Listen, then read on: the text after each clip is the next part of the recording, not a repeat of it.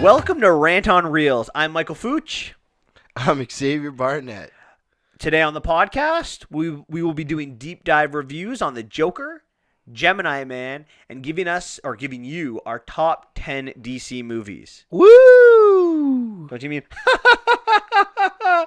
Isn't that what you mean? I can't do the laugh. You can't do the I have laugh? a bad Joker laugh. It's atrocious. So Give us your best Joker laugh. oh god, why am I putting this on the internet? Here we go. Yeah. So bad. You could have just had pass there, Xavier. No, I did it. Now you guys have to live with my pain and what I go through.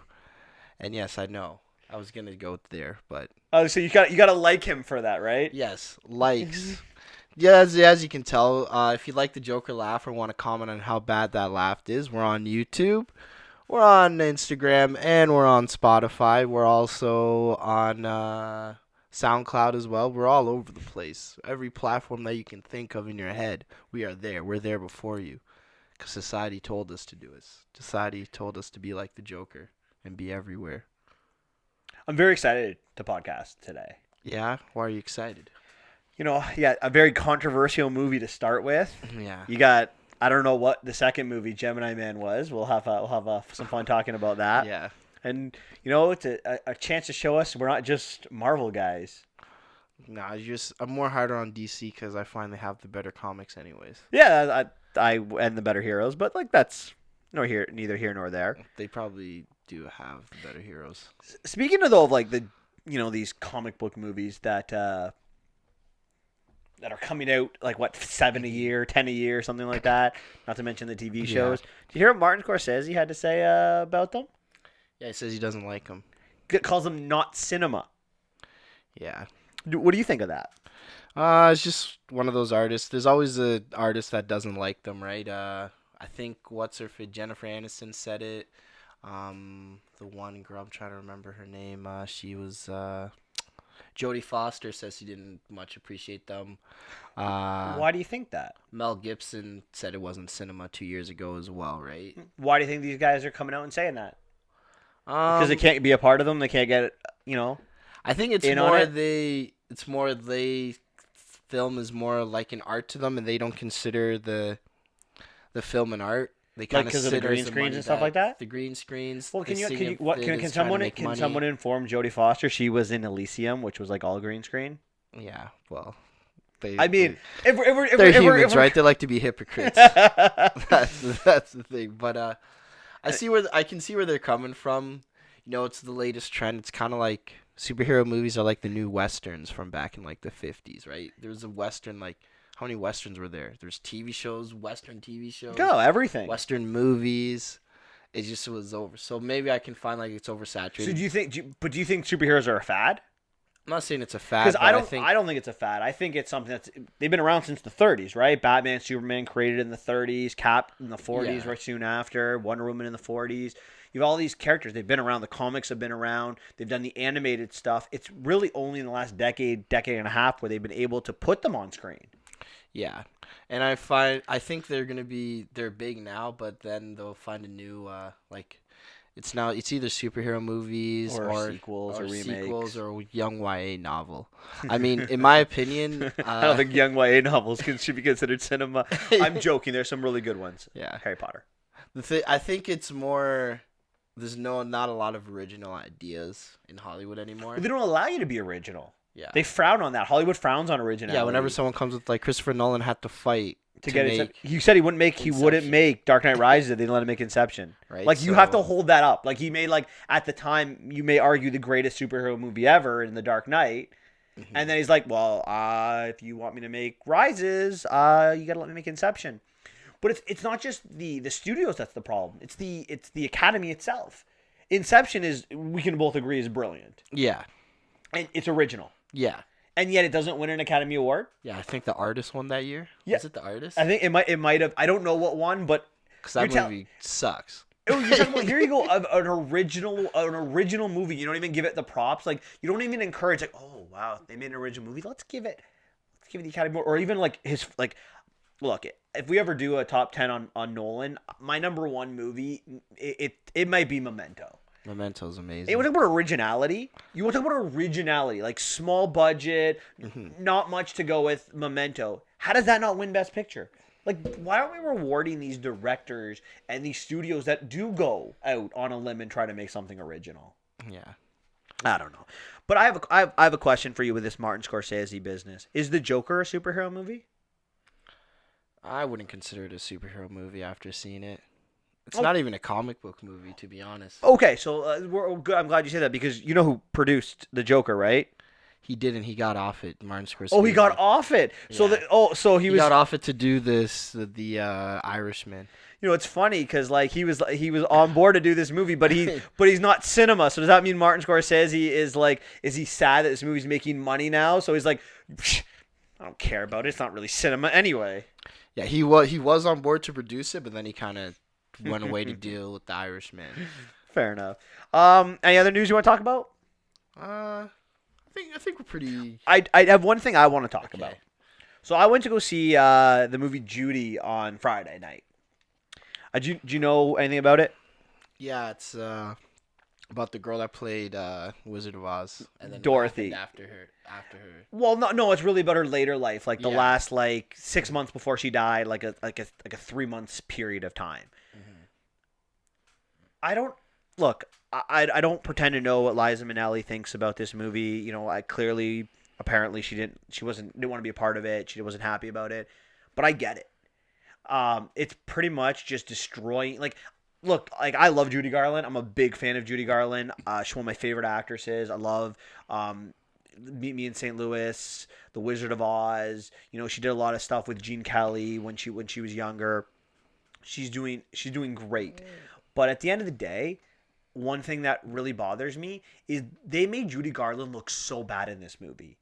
And don't get me wrong, I know she had trouble in life, but I don't feel like why are we shitting on actresses or actors like that? Like, I don't understand it. You got to go into the mind of the director. But I why want make to this really movie? show they're dark. They But always there try was to no Hollywoodize positives. their dark. There were literally no positives in this movie. It was just showing her her need for attention, her alcoholism, her drug problems, how she's a bad mother, but she doesn't know she's a bad mother. I was like, what the hell is this? At least she's not as good as you. at think least she is. overcome. I'm just But joking. no, but she I'm had joking. there's no doubt she had issues. Like a lot of people did.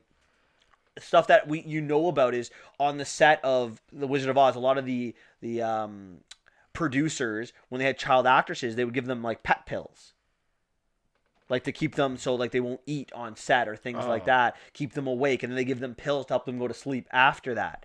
They were feeding drugs to these kids. Oh yeah. And this isn't just Judy Garland. This isn't just MGM. This was a practice in Hollywood. Now there's a lot more hard things when dealing with kids in Hollywood today, but it was very different in the 30s. Yeah. during Plus, the you're Depression. rich, and with all that money, where do you go? No. These they're not asking for them. The producers are giving them to them. These No, are I know. I'm just saying, Oh, you even mean the after producers that. No, after that, Well, you get addicted to it. You you know. start doing the drugs, So especially child actors. But anyway, so why not make a movie of a positive time in her life? I don't get it. I come from this notion that why do we have to destroy our heroes? This movie did not need to be made. And I hope Liza Minnelli said she would never see this movie, and I hope that her other children said the same thing. Because Okay. it disappointed me, and I just want to get that off my chest before we got into this. Okay. I'm glad that she said that. All right, are you ready to get started? Yeah, let's do it. All right, so we're gonna first talk about Joker. All right, Xavier, Joker. opening thoughts. Opening thoughts. How do I say this? So, this is a good. I don't know how I feel about this. It's interesting. It's an interesting take. I kind of like it and I kind of don't. I don't know what quite to say about this. I mean, the performances were brilliant. Amazing performances all around. The cinematography is great. Gotham just looks amazing. But I don't know. I just can't quite put my finger on what I didn't like about it. What about you? All right. A little spoiler alert. I'm going to do my opening thoughts. I'm going to do how I approach this a little differently. Those who listen know that I normally give my rating at the end. I'm going to give my rating at the beginning. I'm going to give 2 ratings for this movie. My first rating is as a movie. As a movie, this is a 9 out of 10. I really enjoy this movie, but I get you're grappling with it. But as a DC movie, and you kind of said it in our introduction, that this is not really a comic book movie. And unfortunately, you can't separate it. Thomas Wayne's in this movie. Bruce Wayne's in this movie. The Joker is in this movie. You can't separate that. So as a DC movie, I'm going to give it a 4 out of 10. I think that's what it is. I get it now. It's not really a comic book movie. It doesn't really follow the essence. It's only a Joker in name, and that's about it. I mean, it's Arthur. His name's Arthur Fleck. Doesn't really represent anything that the Joker is.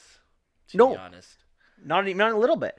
And this is where I want to kind of go with it. The reason I'm saying 9 out of 10 is because, like, let's start with you nailed it. Joaquin Phoenix, brilliant. Like, if he won an Academy Award for this role, it wouldn't surprise me, and I would applaud it. Like, he was phenomenal. In fact, I almost wish they made it to a Joker movie because I really see he could be a really good Joker. Yeah, like I think so too. Like, you're like, who can play the Joker after Heath Ledger? Well, you know what?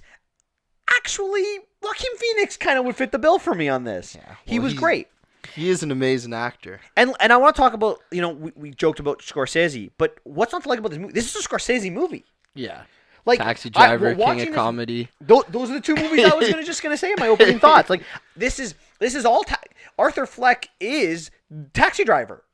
He is that character, and the King of Comedy is the exact same thing. It kind of ends there. There's so much Scorsese in this movie. Of course, it's not going to be a bad movie. But for me, everything comes down to the portrayal of the Joker. I've said this on this podcast. I've said this to my friends. I've said this when I talk to anyone. I don't care if they change things from the comics. I don't. But you need to keep the essence of a character. And they do. They change the essence in this movie. I don't care. He's the hero of this film. The anti-hero, if you want to call it that. And that's what my focus on when we deep dive into this movie is going to be about. How the Joker made me like him. Made me understand him, made me want to root for him, made me believe that he is right. And that scared me as an individual. It angered me because that's not what I believe the Joker should be. You said it. He's supposed to be this intelligent character. They made him dumb. Who said that off mic? Oh, I said that off I thought you said that when you said that's kind of the thing. Oh, no. No? Not yet. He does. Now, let's be clear. He does bad things. But he doesn't really do evil things. And that's something that's important to me. I think they made Thomas Wayne a dick. And look, I don't read the comics, and I think in some comics that he's been portrayed bad more recently. But if that's the case, if you're making this, they made this an economic movie, and again, this is something I'm going to focus on. It makes the story worse having him be a dick, having him call the poor people clowns. Because it takes away the hope that there's one person in this world that's out to help them. There is. The Joker. Bruce Wayne. He's going to do it. He's 15 years away. Yeah. All right. That's my opening thoughts. Though. That's my opening thoughts. All right. He's coming to help us. So, we've talked off camera. You do not agree. You do not think the Joker is the hero of this film. No. So I want this is how I want to do this. He's a bad person. You think he's a bad person? Well, I want to focus on this, and I kind of want to rant about this. So you can feel free to jump in where you want to jump in. All right. So I want to start with talking about why he's the hero of this movie, or the anti-hero. Every time I say hero, guys, I'm talking about anti-hero. He's the anti-hero. He's a Deadpool. Punisher. Yeah, exactly. Does bad things, kills people that not deserves to gets it coming. So this movie, Todd Phillips decided to start this movie with Arthur Fleck working as this clown for hire. And he's in front of a shop going out of business because this is the 1980s. This is in the middle of a recession, and we're in New York. Sorry, Gotham City, and he's flinging around this sign. Everything must go, and these hoodlums steal the sign, and Arthur goes to run and chase it down. They hit him with the sign. They beat him up. The first scene I kind of laughed a little bit. It was pretty funny. It disgusted me. And it immediately made me feel for this guy. And then we find out like 2 minutes later that he has to pay for this sign, that his boss doesn't even believe him. He thinks he's making up this story. And then we see him living in poverty. We see how he takes care of his mother. Mm-hmm. And the way I saw him being portrayed in this movie is he's portrayed as like this 40-year-old adult who's really like an 8 to 12-year-old kid at like internal. He's almost. And we find out why. We find out why later, but like that's how you portrayed him, right? He has these visions, or like he has these daydreams that he's like on like a late night talk show, and how like the host is like a father figure to him because he's never had a father. Yeah, he's like, I live at home with my mother. And the way he talks is very childlike. Yeah. It's almost like you would expect like a 12-year-old to talk, a 10-year-old to talk. Right? Mm-hmm. Now, you tell me in these first 10 minutes, the first 20 minutes of this film, you didn't feel for this character? Yeah, I'd be lying if I said I felt for the character. You mean you didn't feel for the character? No, I said I'd be lying if I said if I didn't feel for the character, but I still felt.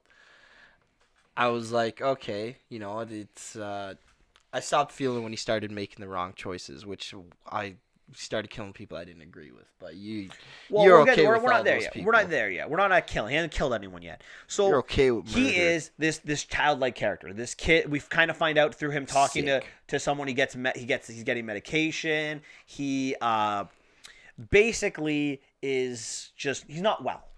Yeah. And everyone treats his him coworker. bad. He gets made fun of at work. We see even the boss say all the other people think you're creepy. And he is kind of creepy. Well, he is, absolutely, because he's a child acting like a clown. Yeah. That's just he doesn't mean to be creepy. He just comes off creepy. Yeah. So his coworker, who the dick of the office is, gives him a gun, and Arthur immediately knows he's self-aware enough to know that I shouldn't have a gun. Mm-hmm. And he says, Randall, I can't have this. I'm not allowed to have this. He's like, Arthur, you need this gun. Like, take it. So Arthur takes it. Yeah. He doesn't know how to use it, right? He ends up shooting like a hole into his like apartment because he has no idea what he's doing. Yeah, no, I agree. But I think the coworker was trying to help him out a little bit because he got beat up by kids. He's an absolute he's not a nice person. There's no way this guy would go out to bat for another human being. Sorry. Ain't happening. Okay. You're not making me believe that. There's nothing, even in the tone in which he gives it to him. So he just gave him the gun just to mess with him? Yeah, 100% he did. He knew it would get him in trouble. What if you think this guy has the mind of an 8-year-old and you just give him a gun, what's to stop him just shooting you right then and there? Because he's an 8-year-old. 8-year-olds don't do that. I don't know, maybe just playing with the toy. I don't think so. And I think as the movie goes on, we kind of see it. He never fears Arthur throughout this movie. So he's working one day at a hospital, and the gun kind of falls out of his pocket, and he gets fired because his boss tells him that Randall didn't give him the gun. It wasn't because Randall didn't get. He got lied. Fired because he brought a gun to a kid's hospital. No, he didn't. Yeah, he said it. He said it was okay. Listen, he said it was a prop to the guy. There's no reason to say that it wasn't a prop. It didn't go off. He said that Randall said he saw him with the gun, and it was a real gun. Randall says this to him and lied about not giving it to him. He set him up. Because remember, he on that phone call, he's like, it was a prop, and he's like, no, Randall said he saw it with you with it, and he's like, Randall gave it to me, and he's like, no, I didn't give it to you. Randall set him up in that conversation. Set him up to get fired for, absolutely, for bringing a fake gun, but nothing told him to. No, it was a real gun. Randall says it's a real gun. Bringing a real gun, but nothing told him to bring a real gun. But but when you just say he's an 8 to 10-year-old, he doesn't know he's innocent. He's an innocent character. Yeah, but still, so he gets fired. Kind of on him. Either way, no, Randall's an idiot. No, don't get me started on that. So he's on his way home. And he enters this subway. And there's this car is occupied by two people, a woman on the one end and Arthur on the other end. And at one stop, 3 of these lawyers in suits Wall Street guys that are absolutely hammered come into this train. And the train starts moving, and like prey, they kind of start like hyenas going around this girl, and they're toying with her. They're throwing food at her. You know what's coming. Mm-hmm. And Arthur starts laughing and kind of like signals the girl to leave. Yeah. With with his uncontrollable laugh. And those guys come and they absolutely beat the shit out of him. Yeah. And Arthur's able to shoot them. He shoots 2 of them dead immediately, and one of them he gets in the leg. Chases them down and shoots them in. I have no problem with this death. No problem whatsoever. Those 3 guys got what was coming to them. They were trying to abuse a woman, either verbally for sure, maybe further. And I think that there was some. We could make we get the idea that they were going to go further, and then they were beating up a poor little guy. You don't agree? Yeah, I agree. Those guys I'm okay with those deaths. So plus, he was protecting himself. So he was protecting self-defense. I would, as a jury member, I would never get rid of him. I never send him. Except for the third guy, I don't know about that. It's a little excessive. Well, he is absolutely excessive. But excessive. You don't want any witnesses. Excessive. I'm not going to dispute. There's no doubt it was excessive. But again, anti-hero. Deadpool. You don't tell me he hasn't unloaded a couple rounds in guys before. The one guy, he sticks the 2 katana swords and then rips them in half. That's not excessive. Okay, just so we're clear on that. It's okay. Deadpool is saving us, though. So later on, his mom, he doesn't know his dad is. Deadpool saved the future. He finds his letter that Thomas Wayne's his dad, and it was an interesting twist that I didn't really see coming, but I immediately knew that that's not true. There's something more to this story. And he eventually finds his way to Arkham to read the records because Thomas Wayne tells him, like, I'm not your son. Your mom's batshit crazy. She was in Arkham. So he goes there. Are you okay with do you think Thomas Wayne should have punched him in the face? No, are you kidding me? Like, why are you punching him? He's clearly, like. Because he was touching his kid, and he choked out his butler. He choked out Alfred, if that was Alfred. I don't know. It was Alfred. At least so says the IMDb page. That was Alfred? That was Alfred and Bruce. That just ruined the movie for me. Why? I was hoping that wasn't Alfred. Why? Tell the audience. Tell me why? Because he's a huge dick. And he's too young. That's too young for Alfred. I am aware of this. I am aware they made all the quote-unquote good guys villainous. There's no hope in this movie. Literally, the Joker is the hope. Because after the death of those 3 Wall Street guys, everyone started wearing Joker masks or clown masks. He wasn't called the Joker yet. On fire. And what I really find funny is he has this conversation, one of 3 really good conversations or pieces of dialogue that he has, where he talks about like how he thought he was depressed, but he wasn't.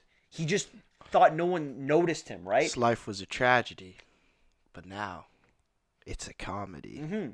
And now it's like That's such a great line if he really was the Joker, though. I really wish that was a Joker. That's a great Joker line. It is. But I mean, this is part of it, though, right? Like, even as he's looking on the street, right? He's seeing, he's noticing. It's like, oh my God, people notice me now. It's like, okay. It's like a kid coming into their teenage years, like knowing that there's more to the world. Well, he goes to Arkham, he sees these records, and he realizes that his mother allowed him to be physically and sexually abused as a child. Yeah. And so how I see it is this laugh that he's succumbed, this innocence, he's basically put all of his torment in the back of his mind, and now it's coming out. So he goes to see his mom at the hospital, and he has the second of these really great speeches where he's like, this laugh that you told me was a diagnosable problem. It wasn't. I don't laugh uncontrollably. It's because I was repressing all my memories. Because after that moment, he never laughs again. At least not that uncontrollable laugh. It's everything's now controlled. It's like innocence was lost. And that moment where he kills his mother, who I think had it coming. Yeah, she had it coming too. Okay. Well, I mean, abused him his entire life. Yeah. Lied to him his entire life. Put him on a path of failure his entire life. Mm-hmm. It's crazy. And lied to him because Thomas Wayne is his dad and asking for money and no money from him. Absolutely. So that takes him on this spree now. So Randall and the little person from work, I believe his name is Gary, they both come and visit him. And now they find out his mom died. Randall's got this bottle of wine. They walk into his house. They want to talk and have a drink. So they come in, and Joker immediately closes the door, locks the door. We know what's going to happen, as he's honest. He's going to kill both of them because he's a bad guy. So Randall's first comment is that I'm sorry to hear about your mother, and you're like, okay, maybe he wasn't a dick. Maybe getting him fired. Maybe he actually cared a little bit about him. But as soon as Arthur says he doesn't want to drink, he changes his tune very quickly. The police are saying that you said something about my gun. Are you talking to the police, Arthur?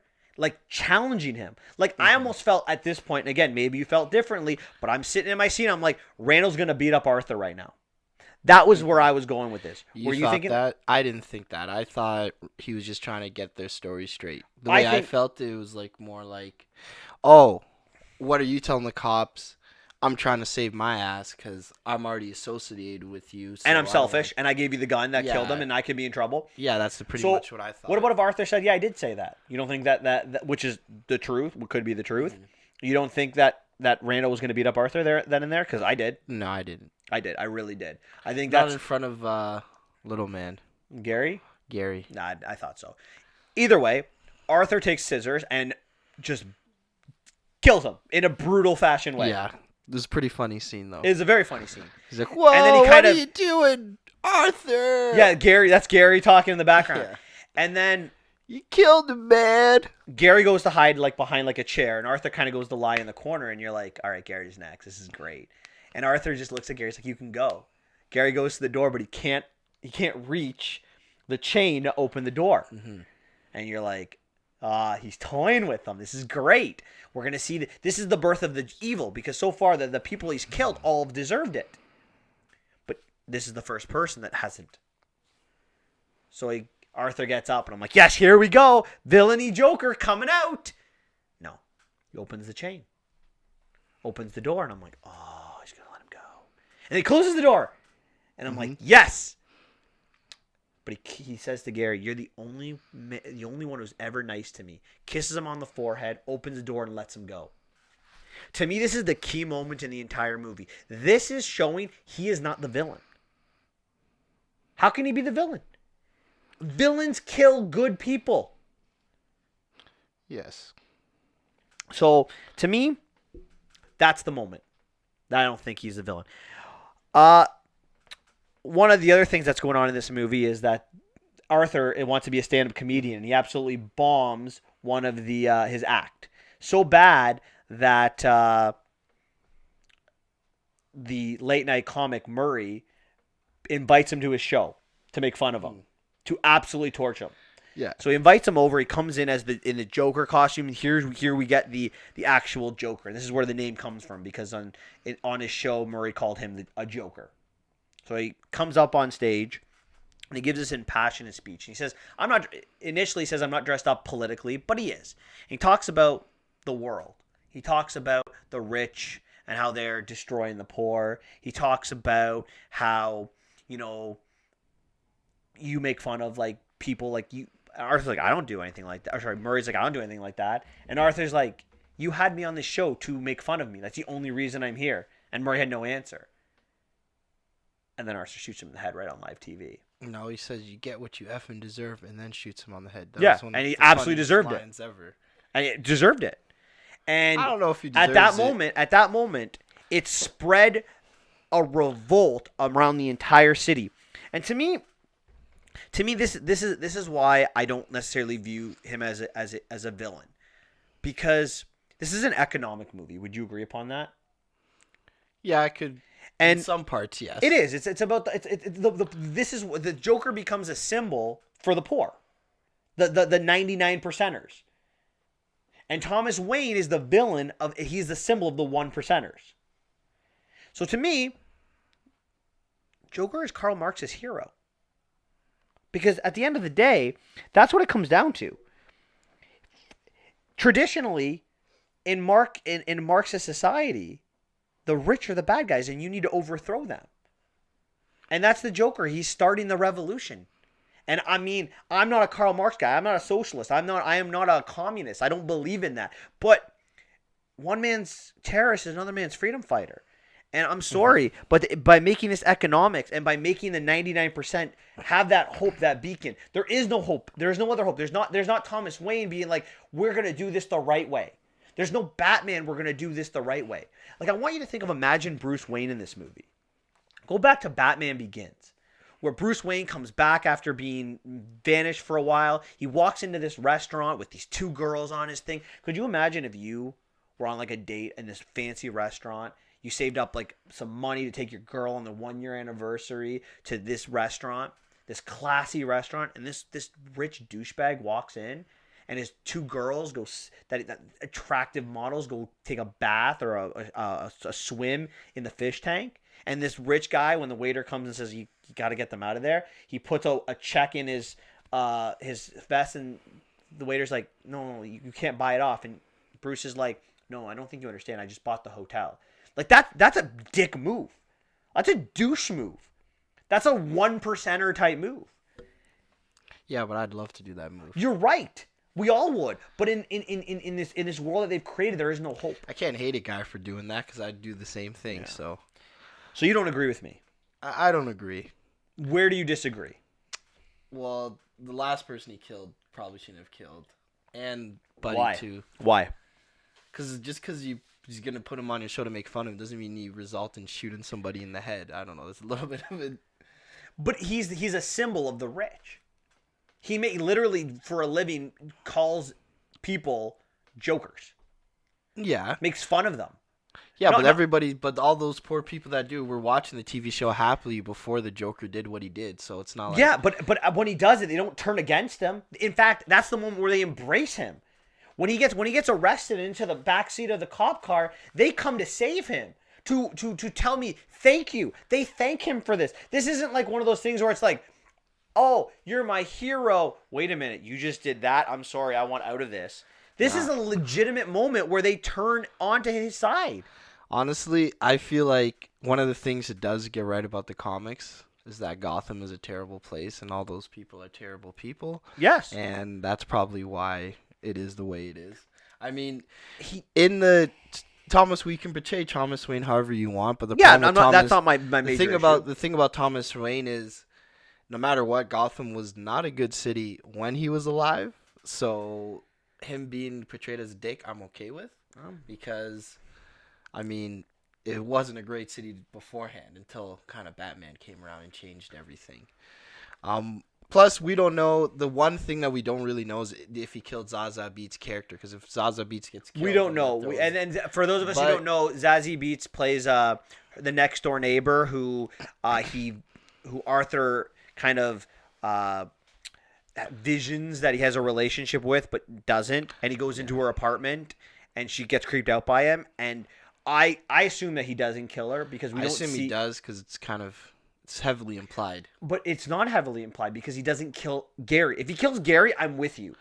He has not killed an innocent person. Maybe he was nice to... But the thing is, the problem with that is he thought because he's a psychopath and he was imagining that Zazie Beetz was with him, maybe he thinks she's lying to him and he gets upset and kills her.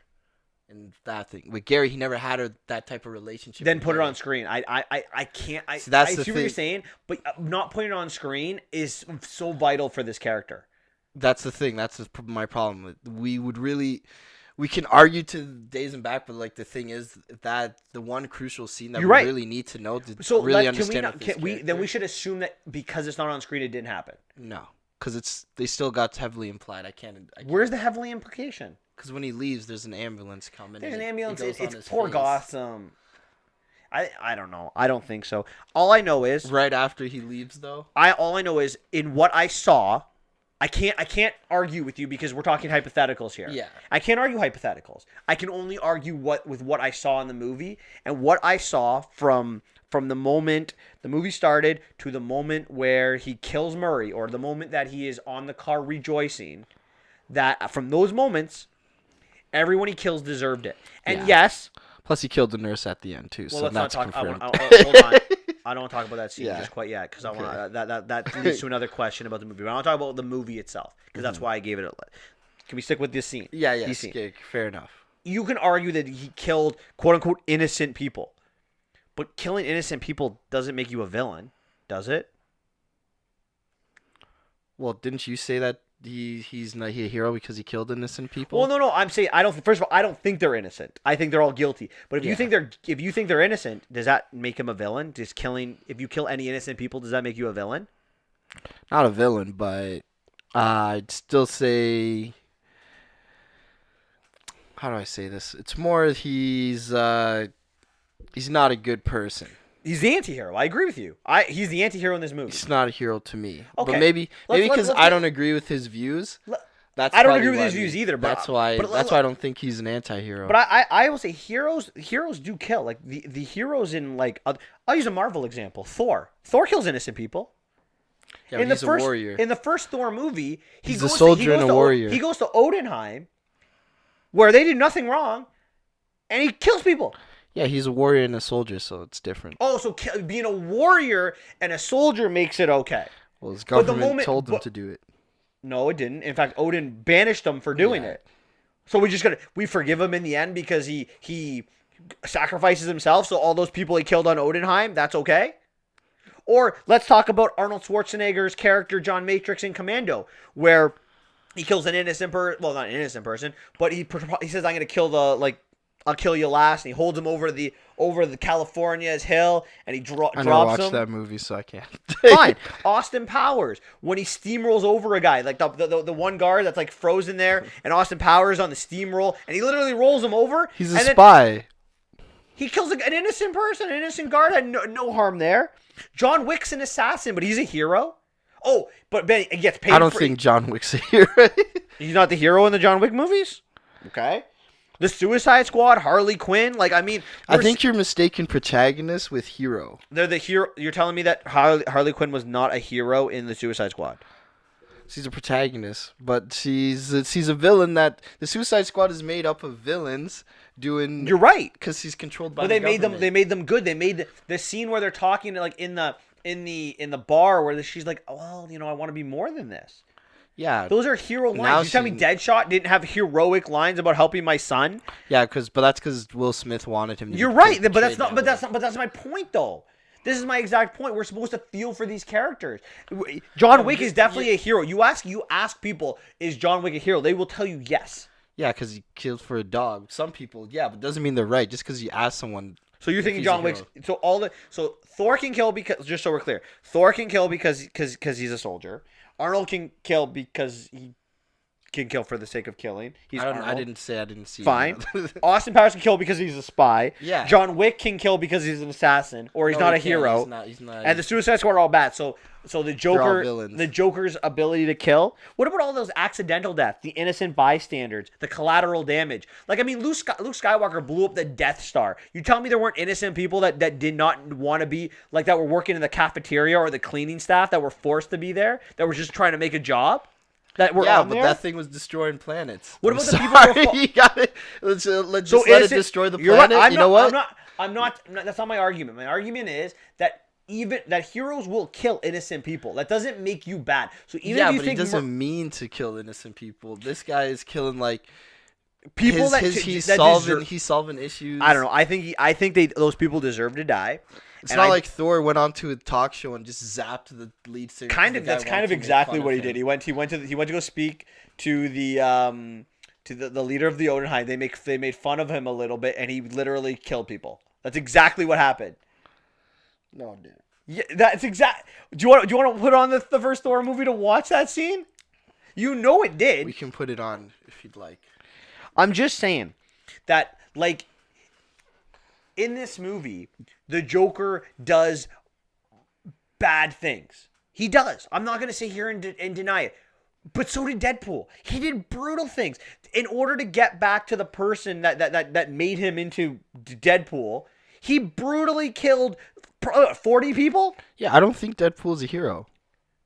Oh man, I guess if that's what you're arguing, that's fine. If you're arguing that's fine. But I think that Deadpool is a hero. He's the anti-hero. And I think the Joker's the same way. I don't agree with his motives. I don't agree with his beliefs. But watching that movie, I did not see the Joker that I recommended. I didn't see the Joker that I'm like, no. That is for sure. You did not see that Joker. He was not intelligent. He kind of fumbled his way to whatever happened, and it just wasn't calculated. That's my problem with the movie. It's not really... It's just Joker, but that's as far as it goes. It's in Gotham, yes. Does it portray Gotham well? That's the only thing he gets right. The last thing I would say about the thing before I want to move on is this movie validates and not only validates, this movie celebrates and everything that Arthur Fleck does. Everything he does is validated through the reactions of other people. I have one last question for you about. That's my last one, but I have one last question. I don't even have to answer this question. I just want to know your opinion. If, let's say, Batman was in this movie, or Batman appeared at the end of this movie, do you think that 99%ers, those people that took the Joker side, would take Batman's side or Fleck's side? They'll probably take Joker's side until they realize they all get murdered, and they need 20 years of I'm just shitty Gotham to realize. This Joker's not really. But you kind of said it right. We don't know if what this Joker was, what his end game was. We never really understood. He doesn't have an end game because he's an idiot. Well, maybe, but that's his end game is killing nurses But sometimes, hold on, let's not go there yet. Sorry. But let's focus on the movie that at that point for a second. If you're telling me that you think that that Batman would not be seen as the hero if the people would take the Joker side, I think you're telling me who the hero of that movie was. Again, my opinion. I just think that right. If Batman was there, really showed up at the end of the movie just right then, but like after, that's why Batman doesn't show up at the end of the movie. He shows up 20 years later. Maybe when Gotham's at its worst. So how can it get worse than that? That's why I want to know. Way worse than that. You got Two-Face running amok, Mr. Cobblepot's coming in, and then you got Catwoman stealing from the poor and the rich. I don't know. I look at that and I just say, I look at that movie and I just keep thinking to myself, and I just keep thinking to myself that if I was there, I would understand it. If I was there, I would not side with the Joker. I would. Yeah. And that scares me. You're easily manipulated. Am I? Maybe. Maybe I am. I don't know. All right, so this is what I don't think I am. I don't. That went dark real fast. I mean, I don't side with him in The Dark Knight. I don't side with him in Batman. I don't side with him in the animated series. But yet, I don't have those values. But watching that movie, and maybe that's Todd Phillips' goal. Maybe that's what he was trying to do. But that's not, and that's why I gave the movie a 9, because he did his job. But to me, the Joker is evil. He's the epitome of evil. And the best line to ever define the Joker for me is by Alfred Pennyworth. Yeah, the one that choked him out. That got choked. No, I'm just joking. Yeah. Some people just want to see the world burn. And that's how I saw the Joker, and I didn't see that in this movie. Yeah, that's my Joker. The clown it's my prince Joker. of crime. All right, so this is my last... moving on from that. Moving on from Hero or Not. Did this movie actually happen? I don't know. Is it because it would have been great if the movie, so he gets freed from his cop car by these protesters, these people revolting against Gotham, and he's just sitting there taking it all in for once being seen. The next scene, it goes black. He's in a hospital chair, back to being Arthur Fleck in Arkham, and he's being interviewed. And the girl. And the Joker doesn't freaking dance. Sorry, I'm sorry. Just had to add that. Yeah, we're not there yet, though. But yes, I know where you're going. But the girl says, he starts laughing, and he's like, "What's so funny?" She's like, "You wouldn't get it." So does this movie happen, or is this just a figment of his imagination? I don't know. I hope it's not a figment of his imagination. It would ruin the entire. This is why, for the record, this is why I gave the movie a 9, because it missed the ending. And then after he laughs, it goes to the hallway where the Joker walks out, kind of dancing out, and there's like bloody footprints. So we're supposed to believe that he killed this person. Yes. Now, again, I ask you, does this happen? Does he kill her? Yeah. Doesn't that take away from this movie? If he does. It does. Pardon? It does, so I guess. But if he killed Zaza Beetz, he kills nurses. So I don't think he kills Zaza. I'm Zazie, sorry, not Zaza, Zazie. Zazie, sorry. My future wife. The last question I have for you before you can ask me anything is, well, for the record, I don't think the movie happened. Mm-hmm. I'm under the impression that if the movie didn't happen, he's not the hero. Yes, that's true. So I'm hoping that it didn't. But I don't know. I don't even know how to describe it. But to me, it just having that scene there doesn't make any sense. I've spent the last week trying to think about what I saw in the scene and how it works in with the rest of the movie. And then I keep coming back to one scene. There's one scene I keep coming back to, and it's the first time he's talking to the nurse or the social worker, and the scene where he's in Arkham and he kind of bangs his head against the thing. We don't against the wall. We do not see any evidence that he was ever in Arkham before that, as an adult. So why have that one little thing in there? Is this just all going on in his head? And if it is, why does he know about? Did he just read about Bruce Wayne's parents dying? Probably. Who knows? So is this something he just made up? I think it's a cop out by Todd Phillips, and it ruins the entire movie for me. And then maybe the whole movie, and then again, this is why I give this movie a 9 out of 10. Is that maybe the benefit of it is this: the narrator of the film is no longer a third person. It's now a first-person narrator where the Joker is telling the whole story. And that's why Thomas Wayne is seen as a dick. That's why Alfred looks like a dick. The heroes look like a dick. Because now the Joker is telling the story from the perspective of a crazy person. But he's not really the Joker. He's just some crazy person that named himself the Joker because of what Murray said. Mm-hmm. Maybe that's what it is. Which is why, as an individual movie, 9 out of 10. But as a DC movie, I can't look at that scene, and I got to look at the essence of the character, because if I'm right about that, then it's not really a DC movie anyway. It's not a DC movie because it can't be the Joker. He's a 40-year-old. Batman's 12. That means you're telling me when Batman comes around, it's gonna be a 55-year-old Joker. That would make it I think that it's better if it's just viewed as a DC movie. Sorry, not as a DC, as a regular movie. What do you think? Fair enough. All right. Last question I have for you. What? Sorry, I keep having questions. I got good ones. This guy. So, I mean, did you think I thought the mom was a figment of his imagination as well. I thought it was going to be a total psycho thing where like the mom wasn't actually there. Did you think that at all? No. No? You thought the mom was always there? Yeah. I was totally wrong on that. I thought for sure the mom wasn't there. Oh, just a figment of his imagination. No, the mom was there. He killed her. He killed his innocence. All right. Do you have anything else you want to talk about with this movie? No. Do you have a rating that you want to give it? Yeah, 7 out of 10. 7 out of 10? Just a solo rating? 7 out of 10. I'm putting it right in the middle, baby, because sucks as a DC movie, but as an individual movie, it's amazing. So you don't want to give it 2 ratings like I did? No. Okay. So 9 as a regular movie, 4 as a DC movie, 7 for Xavier as an overall movie. Okay. All right. I'm done. I'm done All ranting about the Joker. I think that went well. I feel better. About the Joker. I feel better. I feel more. I've been wanting to talk about this Joker movie for a while, and I feel better about it now. How do you feel? I feel okay. I've been listening to podcasts and everything about it, so I got my fill out of it. Yeah, but I've been listening to other people. I wanted to talk about it. Just pretend you're talking about it. Well, now I did. I'm good. I feel I ranted. All right, you ready to move on to Gemini Man? Yes. All right. What are your opening thoughts on Gemini Man?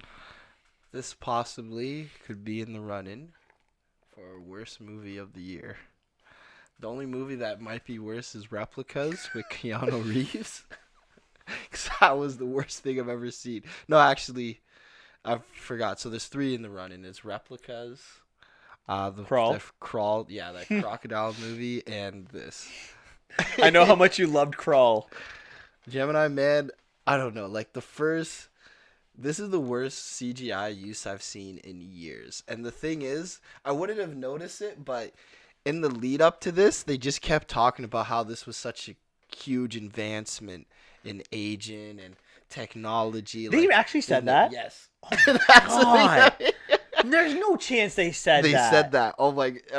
I'll show you the video off air, but like Why don't you tell them where they can find the video? the video, it was because it was in the the pre-shows of movies. Yeah. So I have to find where the pre-show, but Okay. like Okay. it's the pre-show and they're talking about how amazing it was and everything like that. And then I looked at this and I'm like, first thing I could tell it was green screen because Will Smith's character was sitting down at like some eating coffee, looking out the window, and I'm like, okay, that's a green screen and a half right there. Acting's kind of lame. Plots, whatever. It's not really a deep plot. It's okay, and yeah, it's just the acting and the CGI. I'm sorry, this. Oh God, terrible movie. That's all I have to say. I feel like this movie didn't know what it wanted to be. I like the concept of the film. I really do. I like the, this movie was. There's a remake. Yeah, there's an original one. Oh no, I wasn't gonna say that. I was gonna say it was in sorry, my developmental bad. hell. They wanted to start making this movie in 1997, and for 20 years it was in developmental hell. There's like some big name actors attached to it at times really? too. Yeah, I read about that. But I like this idea that it deals with cloning, deals with like the army, things like that. I like you being an assassin, having to look at yourself. I thought that was an interesting concept. I also like the character, and I mean, he's not special by any means. Like he's John Wick, he's Brian Mills, he's Robert McCall, Jason Bourne. he's Mike Banning. I'm not gonna say Jason Bourne because Jason Bourne isn't like them, right? He's John Wick, Taken, Equalizer. Olympus Has Fallen, that kind of role, right? One guy goes and kills a bunch of people. Yeah.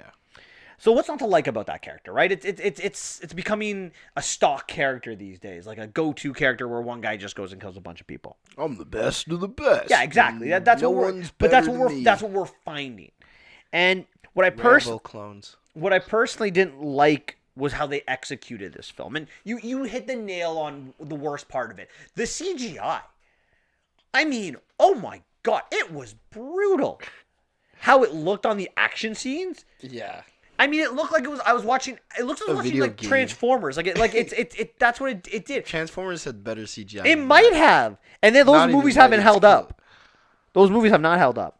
You can tell, like That's that's how bad this. But is. the action sequences, they didn't look real. That motorcycle scene, it was like the colors popped out at you. It was like It weird. was like CGI in like the 90s. That's how. It looked. Yeah, it was almost like they were trying to make it like anime meets like real, like kind of combine it. It just didn't look right. And I mean, I didn't really like the villain either should I say the lack of a villain. Yeah. Again, I didn't personally think the villain was that evil.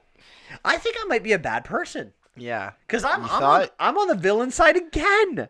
Except for this time, like, I don't think he's a villain at all. Because I think that, well, again, he does bad things, but not evil things. I think he went about it the wrong way. I think it was a writing thing. And I mean, the turn of the sun at the end I didn't like. And lastly, I didn't like some of the plot choices. Specifically, some of the motives or like the development of some of the characters. I would have done it differently. That's my opening thoughts. I would have done this totally differently. Like the concept, just done it differently. I have a question for you before we get started on like a deep dive.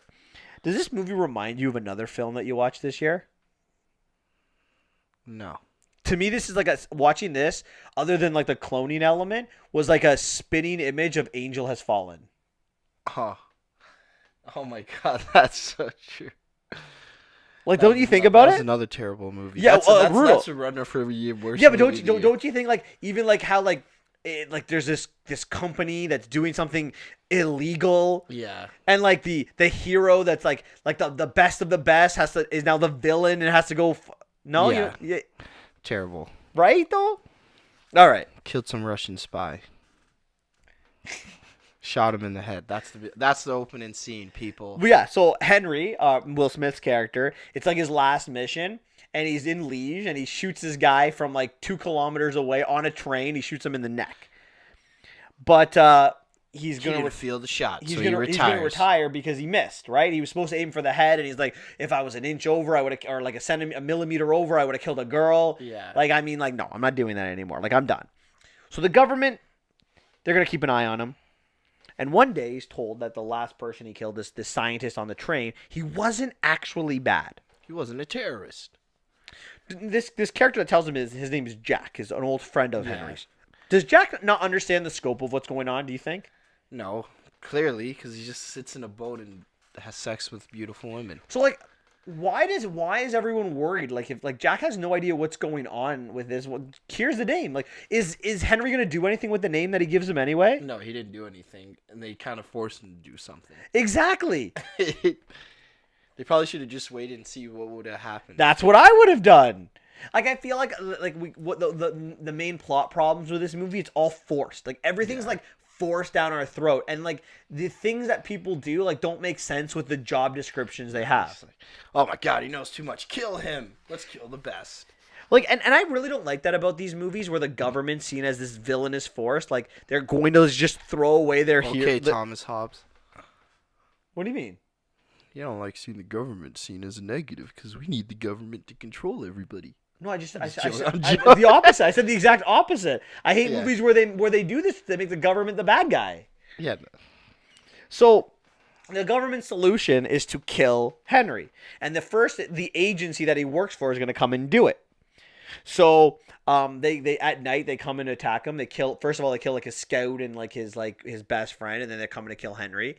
And who's the scout that they killed? That kid, Malcolm, Mario, something like that. Yeah, he called him. Yeah, he called him, but he died anyway. Yeah. But Henry's able to kill them all because he's the best. He best. He gets then he goes to find like the girl that was tailing him, Danny. Yeah, a useless character in this movie. Yeah, like what was the whole point of her? Yeah, there's a scene where she strips. Yeah, what's the point of that scene? To make sure she wasn't wired. It was stupid. Why would you have to? Why couldn't you just take that scene out? Him and Henry and Danny are able to escape. They call a friend, and they go to Colombia. Yeah, they get the guy he's the best part of the entire movie. So Benedict Wong. Yeah. Or Wong from the Marvel universe. So in Colombia, it's Gemini's turn. The Black Ops part of the government. They're not even part of the government. I think they're like a private military. Yeah, like it's always some private military bad guy that's working with the government. Yeah. So Gemini's turn to kill Henry, and the leader of Gemini is Clay Varys, and he sends his quote unquote best agent. To go and kill Henry. What do you think of the action sequence that takes place in Colombia? Will Smith versus Will Smith. Did you listen to my opening thoughts? No, but like just forget the CGI element to it. The actual sequence. The actual sequence. I'm not gonna lie. Some of it was pretty good. Really? The rooftop scene. Not like when they're having the talk and he shoots the grenade back at the guy. Oh, I like that. I do like that. But I mean, I felt like it's too much. Like Will Smith gets hit in the head with a motorcycle. Yeah. Like coming at like 10 miles, like at least 10 miles an hour. Should like been killed. He turns his motorcycle with a back like tire, like just knocks him unconscious. Oh, that scene. Okay. But he just gets right back up. Yeah. After that, I'm like, well, clearly he's a super soldier. But he's not a super soldier. Well, clearly is because he just got smacked in the face with the. And I mean, I feel like they're. Okay. I mean, I know this is like traditional in an action movie, but I feel like they've done a really good job lately not doing this. But like the guns never run out of bullets. Yeah, that's why I liked Archer. The TV show, it always talks about bullets and they always count and everything. I just feel like it just wasn't a realistic scene. And like they did talk about it a little bit around the second. In the final scene is like how many bullets you have left. Yeah, I mean I do, but in that sequence they didn't. But like I think of like maybe I've been spoiled because. Last year, we saw one of the greatest motorcycle scenes of all time. Mission Impossible. Yeah. Where Tom Cruise is riding through Paris, and you're at the edge of your seat being like... Yeah, and Tom Cruise actually does it. Yeah, because like this angle, it's from like the back of his head. I mean, I turned to you in the movie, I'm like... If this was Tom Cruise, we would see his face. Yeah, him or Jackie Chan, you know. But not every actor is gonna do. No, but I'm just saying, like, at least put a helmet on him, and drive him around. It didn't even. I was trying to figure out if that was a stunt double or it was CGI'd in. It was CGI'd in for sure, or maybe both. Who knows? I know the junior was pretty much all CGI, like the entire. You just tell. Yeah, the de-aging thing, but not even the de-aging thing. Like even when he was like when he had the helmet on. Oh yeah. Him, he was CGI. Yeah. Yes, definitely. It's just I just didn't like the scene. How does he get saved again? The cops come. Oh yeah, And he leaves. And he gets So- arrested. Yes, and then because Danny still has government contacts, they take him out and they go to Budapest. And in Budapest, he finds out he's cloned. And then they go talk to Yuri, the name that Jack gave them, and he just confirms everything. And now he knows everything about him for some reason, but Yep. never explained. never explained in the entire movie. And then the plan is to turn Junior, or the Will Smith's clone. So the plan, to use Danny as bait. He for some reason, when she goes to meet Junior, he tells her to strip. Yeah. I mean, I like the fact that like he checks like he pats her down, but you know what he never does? What? Checks the clothes. Yeah. What if like they I mean, That's okay, that's true. nitpicking. Okay, that's nitpicking. All right, that's total nitpicking. Yeah, but he should have checked her teeth anyways. Was it in her teeth? It was or in her it? teeth. Yeah, The- okay. So Amateur. So they go not into the like best the of the best. Budapest catacombs, and he kind of puts like a tripwire at night, and because she's wired, he can hear the old Will Smith can hear it, and he basically beats the hell out of him Yeah. and takes his gun and like tries to convince him. He talks about like all the things he feels, all the fears that he has to try to convince him that I'm actually you. What do you think of? Did you like this? Did you like this scene of him talking to his younger self? No. Why? Boring. It's I don't care. Like it honestly, did make- I was very turned off by the movie. After the CGI, I was just like, what is this going on? It didn't make sense to me because like why would they have the same insecurities and the same fears? Like they're raised differently. Yeah. Like I mean, I'm not saying that they don't have like the same like DNA and the same like maybe like the likes, but like I mean The same exact thoughts. And same exactly same fears. Like if my fear of rats comes from like some of the movies I've watched, right? Like Raiders of the Lost Ark, or not Raiders, sorry, Last Crusade for an example. Like seeing the rats like biting at Elsa's ear, that scared the crap out of me. And then like seeing other movies, like they that's what's nurtured my fear of rats. But if I had a clone living in Toronto that doesn't like movies, that just played sports their entire life, maybe they don't have a fear of rats. You know what I'm saying? Yeah, true. So I just didn't understand why that was the go-to. Why not just go and like knock them out and like do DNA tests? Like I don't know. Like okay, I know that's not a good solution, but there has to be a better solution than I know what you think. I know you're happiest when you're lying on your stomach pulling Honestly, the you trigger. could pretty much tell they looked identical. And you could just show them the thing that you guys are clones, and then they take the DNA test already. She already had the paper. Just be like, hey, look, clone.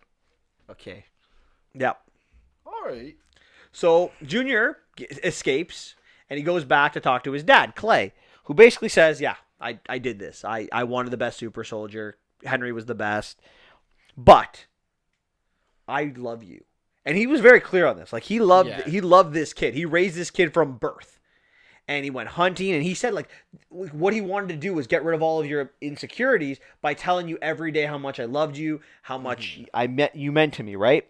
That's going to be the difference. Yet Junior somehow chooses to help Henry. His dad. Yeah. Why? It's stupid, right? He's going through clone puberty. But he's not puberty. He's in his 20s. Yeah, clone puberty. They age faster when you're a clone. Well, we don't know. Did you like this decision, though? Did you like this? No, it didn't make sense. When he brought it to me, I was like, that is true. Like, I just don't get it. Like, what did this... But maybe he's upset because he's like, why are you trying to kill me, make me kill myself? Which, that I don't understand. Like, this is why Clay... And we find out in a couple minutes why this is really stupid sending Henry or Junior to begin with. But this leads to our big ending scene. Junior chooses Henry. They have this big shootout where... Henry and Danny pretty much kill everyone in the complex except for like 3 people, and they have like no bullets left. Yeah. And then Junior kills those 2 people. But then Clay sends another assassin. This assassin's crazy. He's jumping around. Can't take shots, doesn't feel pain. And then we find out after he dies that it's actually a 3rd clone or a 2nd clone. And this one's the one that doesn't feel pain. No fear, no pain. So this is what I just don't understand about the movie. Why doesn't Clay just send this one to kill Henry to begin with? I don't know. This is the best. He wanted the other one to kill his demons. But That's what he says, but I don't understand what demons. You wouldn't if let's say he kills him in Colombia right His away. own darkness. But let's say he kills him in Colombia right away. He would have never known that he was a clone. Yeah. So what demons could he have killed? I don't know. That's what he said. It didn't mean to make sense. I just don't understand it. And then Clay, after this clone that doesn't feel pain dies, Clay reappears and says that he gives this really great speech about saving people's lives. He talks about like how could you imagine soldiers not returning home with PTSD, no more no parents having to bury their children. Yeah. Like, why is this bad? Why is what Clay's doing villainous? Why is it bad even? Well, technically, they're surrogate mothers, so it's not like cloning a test tube. They're still birth, so technically, they're still dying to a mother. Yeah, but it's a different. It's like think of it like this. You're like, saying clones aren't people? Whoa. no, I never. Whoa, never said that. Whoa, no, I didn't. But they wouldn't feel pain. They wouldn't have PTSD. That would be gone. They wouldn't be there. They wouldn't have parents that would care about them when they die. I'm not saying they won't get to state funerals, but why wouldn't you protect yourself with them? No, is it just me? I don't know. I'd feel bad for a clone. I still think of it as a life, even though. I hold on. It is sad that they would die, and you give them a military funeral. But why is it bad to create a clone if you treat it with respect?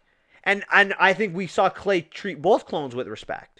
Yeah, I think sooner or later clones will be like, I don't want to be in the army, so you have to get rid of its emotions and everything like that. Because then, if you get rid of its emotion, what's the point of treating it with respect? But it would never want Because to. it has no emotions. Exactly. So you don't have to worry about it ever wanting not to join the army. It would just follow orders because that's what it's trained to do.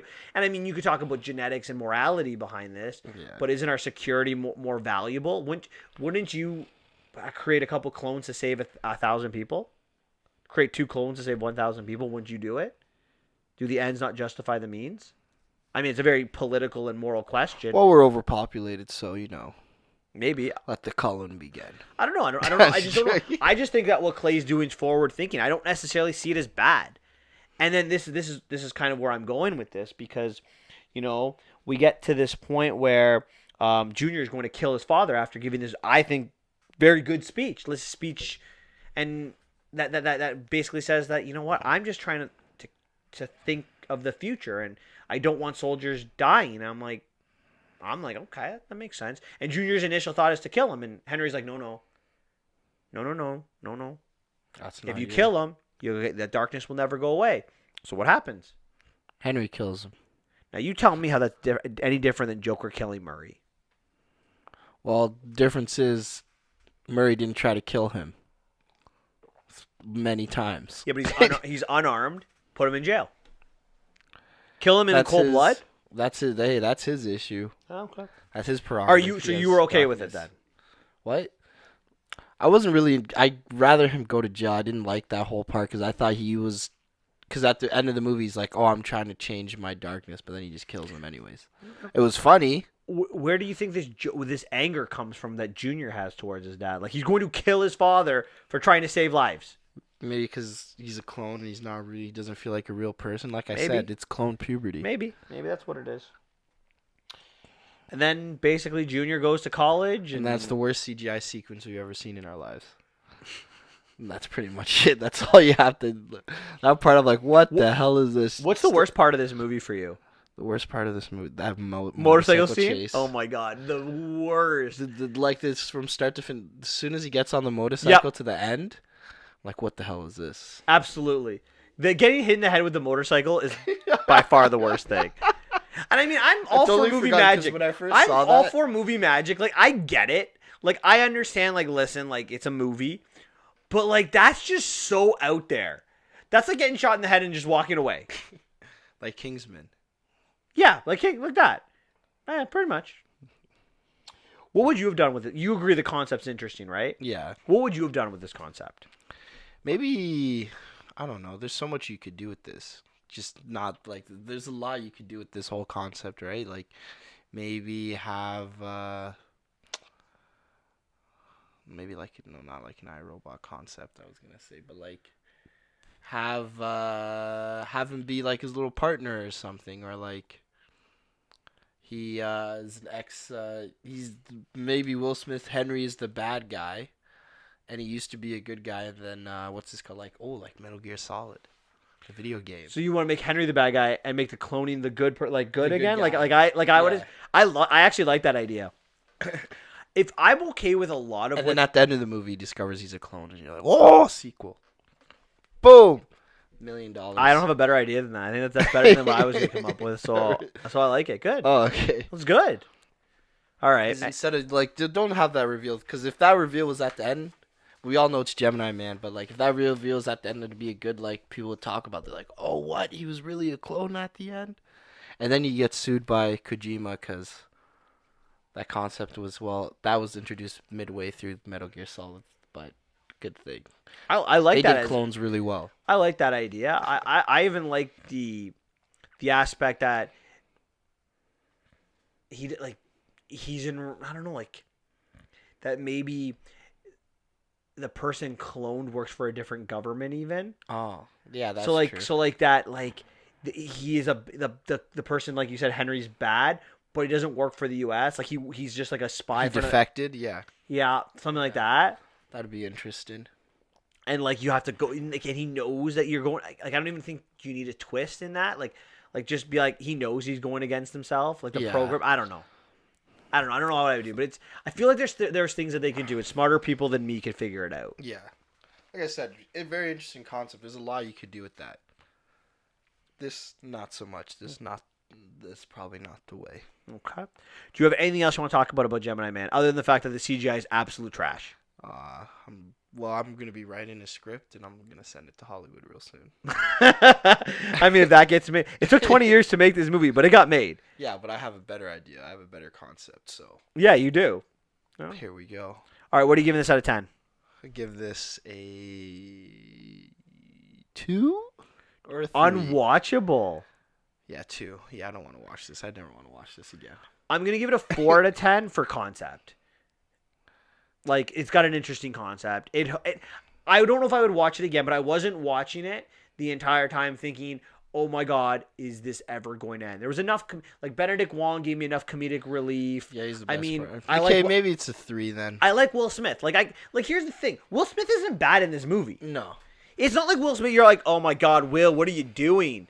Like, listen, I don't know he took that time off to let his son act.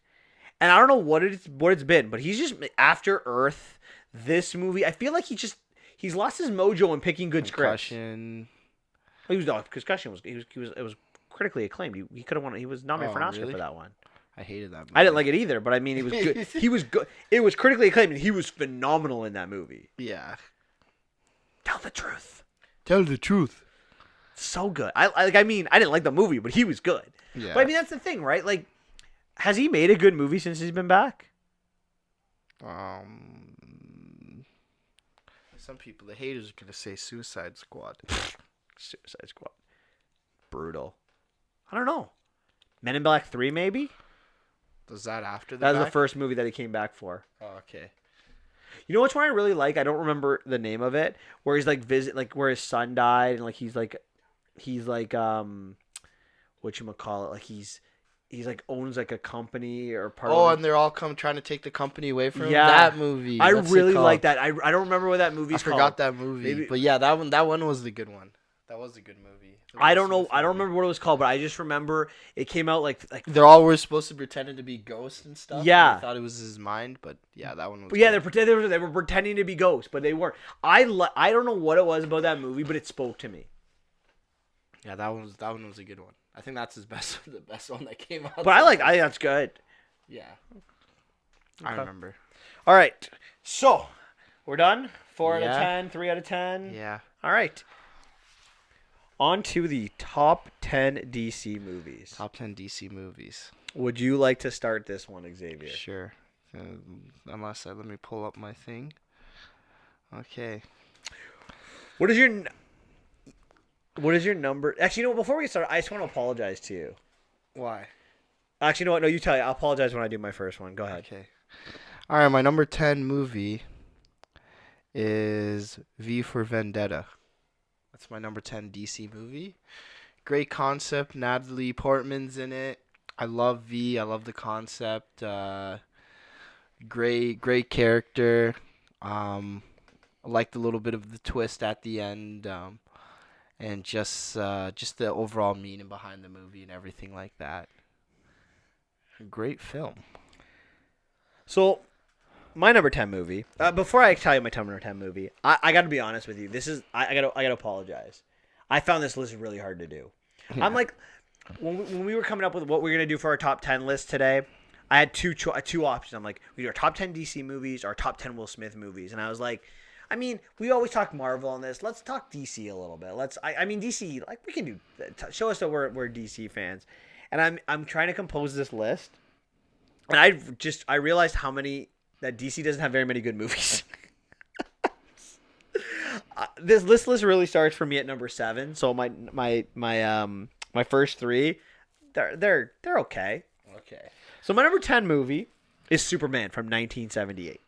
And I be honest, I'm not a big fan of this movie. I just needed a number 10. I don't love how Christopher Reeve played Superman. He played Superman, and he says this in interviews. I played like Superman is Superman is who he is, and Clark Kent is like the alter ego, which I don't really like. I like how Dean Cain played him. I like to me Superman is Clark Kent is who he is. He was raised Clark Kent. Superman is what he can do, and that's how I like him. So I didn't really like how he portrayed him. I didn't really like the plot of the movie. I do love the music though. John Williams for the win. So that's my number 10. I don't really have anything nice to say about it, so I'm just gonna move on to my number 9. Okay. My number 9 movie is Wonder Woman. Again, didn't really love this. Just needed a number 9 movie. It was a decent movie. Wonder Woman? The one that just came out from 3 years ago, 4 years ago. Say the 1984. Maybe that. I haven't seen that one. Maybe that would be better. I felt like Wonder Woman was portrayed too much like how I viewed Superman. I didn't love the historical elements to it. I thought they did a poor job with it. I didn't love the continuity that they had with Batman versus Superman. I did think Gal Gadot was fantastic as it, but again, it always ends with the giant blue green screen with the blue beams shooting up into the sky. A lot of blockbusters have that nowadays. Suicide Squad, Wonder Woman. I think Ultron did it too. Age of Ultron had that. But I don't really have nice things to say about those two, so I'm going to move to you. Okay. My number 9 movie is Man of Steel. I know you hate it. I love the scores for this. It's amazing. Man of Steel is the same score as the Superman from 1978, John Williams. That one? The one with Hans Zimmer? No, Hans Zimmer. The one that Hans Zimmer, because Hans Zimmer does the music. Oh no, I'm thinking Superman Returns. Sorry, no, you're right. My bad. Yeah, No go ahead. problem. Man of Steel. Yeah, Hans Zimmer. I didn't like that one. Yeah, I know you didn't. I still enjoyed the action sequences, and I'm not. I think Henry Cavill can be a good Superman. He looks the part. They just don't. Not a great script, That's just the only issue with that. But I still enjoyed like the action sequences, and it was still enjoyable for me. And I still enjoy this movie, so I don't care what you got to say. Batman vs Superman sucks. This movie is all right. And your number 8? My number 8. I'm gonna say it's Batman Returns from the Tim Burton area. Also, I always remember this movie because I watched it as a kid, late night on Teletoon, and then I was creeped out by Danny DeVito as the Penguin.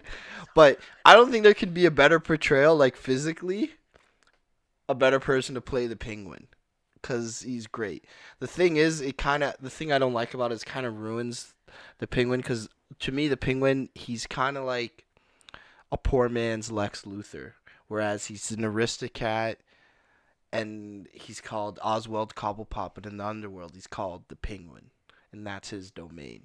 So we've never seen a really good portrayed Penguin, and if he's done well, he's amazing, phenomenal villain. Batman has the best rogues galleries hands down. No one's even close. In Marvel or DC. Marvel, DC, nobody touches. Couldn't Batman agree with you. in his Couldn't rogues agree with you more, man. Right? It doesn't even come close. But yeah, I still enjoyed most aspects of this movie as well.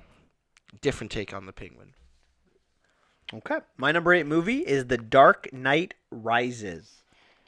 To me, I don't think this movie ages as well as some of Nolan's other movies, and maybe a little bit of a hot take here, but this might be Nolan's worst movie that he's ever made. Even worse than Dunkirk? That would be the exception. I just don't. The Dunkirk's like a documentary to me, but it's close.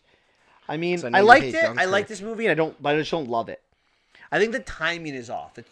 Everything. It's like it's too quickly. It's too slowly. It just to me it doesn't flow. It doesn't flow like some of his other movies. And the one thing I can't get over, and this is such a nitpick, and I know it is, and but it bothers me so much. It's the scene in the football game where like the Steelers. Well, no, I don't care about that. Steelers it's like are in there. some sequences when they're filming it, like the stadium is full, and then others it's not. And I don't know why it bothers me. And I'm not saying this is why I don't like the movie. It's a scene that just bothers me a little bit. I think the scope is a little bit too big in this movie. They're trying to do too much with it. Mm-hmm. I didn't really enjoy the ending that much either, but the one-liners are fantastic. Oh, the one-liners are amazing. Darkness is your ally. Yo, Bane has some of the bits. Oh my he's god, highly quotable I love in that movie too. And that's the thing. I really liked the portrayal of Bane in the movie. Mm-hmm. I did like some of the other things, but I felt it was off. Like it's hard to explain it. Without doing a really good deep dive in it, but it felt off to me. Yeah, most people are pissed off because they're like, oh, what? Bane needs to be 7 feet, jacked up on venom and all this muscles. But I'm like, people really forget Bane was very, very smart and intelligent before he got all his muscles and powers, right? So that's the thing. And he was great. Tom Hardy was great, even though he had to be on like stilts and everything like that. To look a little bit more menacing, but he's great. And they added the scene where he broke the bat, so kudos to them. I thought, again, not a horrible movie. I liked it. Like it would be like an 8 out of 10 for me. But like, I mean, I just think that's just... Yeah, Christopher Nolan hates comic books, and he made great Batman films, so... Yeah, that's true. The thing. And so he doesn't have any of the superpower, like no Mr. Freeze. Yeah. They need to put him back on the big screen again. Because it was not portrayed well as either. Spoiler alert, that movie did not make my list. All right, my number 7 movie, this is where my list begins, is Shazam. I really love this movie. I really did. I mean, I knew nothing about the characters, which actually made it probably a little bit more enjoyable for me. And, you know, it was a comedy. It had some real world issues. It was more light. It developed its characters. It was there was a deep theme to it. So basically, they made a Marvel movie, family movie. It was about finding your family. That's what the movie was about, and I really liked it. I could really relate to it. And if you really want to hear my thoughts on it, listen to our podcast. I think we do a good job talking about it. But that's my number 7. Okay. Guess what? So I'm on number 7 now? You're on number 7. Okay. Guess what my number 7 is? Shazam! No. You're looking at my thing? No, I just guessed because that's what that's what you do. No, my number 7 is, I'm pulling it out here, is Joker. The actual Joker movie that we just watched. So a movie that was 7 out of 10. Okay, so that means the other movies are lower ranked than that. Just out of curiosity, some are 7. So they're all 7s. Nothing higher than 7. Like, really? No, the one that's low. So Man of Steel, I'd probably give 6.5, and V for Vendetta, I'd give a 6.5 as well. Okay. Wow. Go ahead. I still liked it, but I thought about it. I'm like, it's not as good as I thought. No, go ahead. I'm good. All right, so it's Joker. We did a whole entire podcast on it just now. I'm not going to talk about it. Okay, we're going. Can we get the laugh one more time? No, we're not doing that. That was listen at the beginning of the podcast for that, and don't record it. Whatever you do. Okay, my number 6 though is Shazam. Liked it for everything you liked it for. One thing I do wanna just kind of want to add is like one thing I didn't really like about the movie was the villains didn't look the greatest. Like they're okay, but that's nothing to be mad at. You know, it's about family finding your way. Like a Marvel movie where the villains don't look at very good. Yeah. Yeah, the Marvel movies, the villains aren't very compelling. They're starting to get better now in the later movies, but for long to point, probably the first phase 1, 2, and 3. No, phase 1 and 2 villains are pretty trash. Only like 2. Okay. Sorry, I didn't mean to interrupt. Go ahead. Yeah, no problem. But yeah, it was great. Shazam's great. You know, I love the hero. This would be higher on the list if Shazam wore the hood and fought with the hood on his head, because that's my favorite. I love when Shazam wears the hood. That's just a small nitpick for me. All right. My number 6 movie, Batman Returns from 1992. Tim Burton. I was born that year. Yeah, no. Tim Burton. I think he did a good job. I think he did a good job with this movie. I mean, Penguin, Catwoman, Batman, all standing together at a scene in this movie, just looking at each other. I mean, I talk a lot about like light in movies, but like Batman needs to be dark. Like this is why Batman Forever and Batman and Robin suck. Like they're not they're light. Batman's a dark character. He needs to be dark. Catwoman, Penguin, these are dark characters. What about the Adam West Batman? It's a little bit different. They made that into a comedy. Tone, right? Tone is everything. I love Christopher Walken in this movie, but what resonates most with me in this story, and it's the first time I think it's been done. I can't say for sure 100% because I don't know enough about older movies, but to me it's the first time we see the superhero get turned against by people, right? Normally superheroes are good. And like this is something that Spider-Man in the first Tobey Maguire movie deals with, right? They love heroes, but they don't like the thing they like the most is seeing a hero fail, right? And I feel like this is what we see in Batman Returns, where you talk about Oswald Cobblepot being like this aristocrat, and you're right, they don't do a good job showing that, but they make him smart in this movie. Yeah, that's where true. he turns Gotham against Batman. Mm-hmm. Think about that. Like that to me, like today was like, oh, of course, superheroes are bad. We know that happens all the time. Just watch Batman versus Superman. But this movie was ahead of the curve on doing this. And they did it really early in the Batman franchise, which I really liked. I like how it shows fickleness in people. I love the giving Catwoman 9 lives. I really like that aspect to it. They were superpowers. Superpowers, 9 lives. I'm okay with it. Catwoman gets shot in the head. She's dead. She's a real person. She had 9 lives. 9 lives. I think it was I liked it. It was a nice touch. I enjoyed it. My number 5 movie is Batman: Mask of the Phantasm. Wow, This is my childhood Batman movie. When this movie came out in 1993, I was 8 years old. I thought it was 99 came out.